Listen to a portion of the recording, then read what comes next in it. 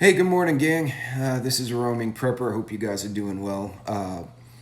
I was watching a couple of movies. I was just kind of kicked back the other day doing some paperwork for work after hours, and I'm like, oh, I'm going to put on some movies. And there are two in particular I like. One is, I believe, called Blackout, which is a British independent movie. The other one is American Blackout, which is the US spin on it. And I'm watching it, and like most thriller and horror movies, where you're like, don't open the door. I'm sitting here going, how could you not have thought of that? And then I realized if you're kind of new to preparedness, you may not be thinking about what I was thinking. Basically, I'm looking at the characters make very basic mistakes that cost them injury or death or whatever, or beaten up. And I'm like, well, I'll bring it up because I know a lot of folks are trying to be ready for emergencies. There's been a lot of things going on. And at the end of the day, prepping should be about being ready for hardship. I mean, in a nutshell. I'm not expecting an alien invasion. I'm not expecting Godzilla. Hypothetically, it could happen, but I'm not holding my breath for it.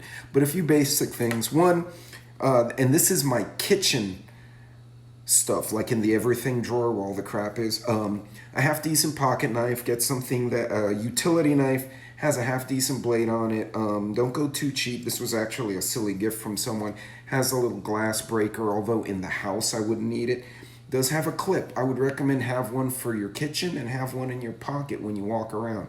You never know what you need to do. It's not just for like fighting someone, just opening, cutting rope, getting into something, or cutting some piece of material for some other reason. So good thing to have. Typically under $10. Really simple flashlight. You can get some really bougie ones, or you can just go get a basic one. This stupid little flashlight with a little blinky on the back, I don't know what that was for. I've actually had this for 7 years. I've washed it, I've dropped it in the rain. It's just a decent little flashlight. Not exciting, no tactical setting. It's just a freaking flashlight.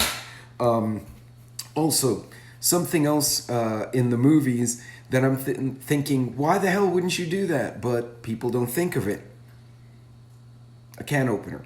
Not an electric one like this, the mechanical can opener. Now, if you are familiar with the old military can openers and the Boy Scout can openers, you can have a few of those around too.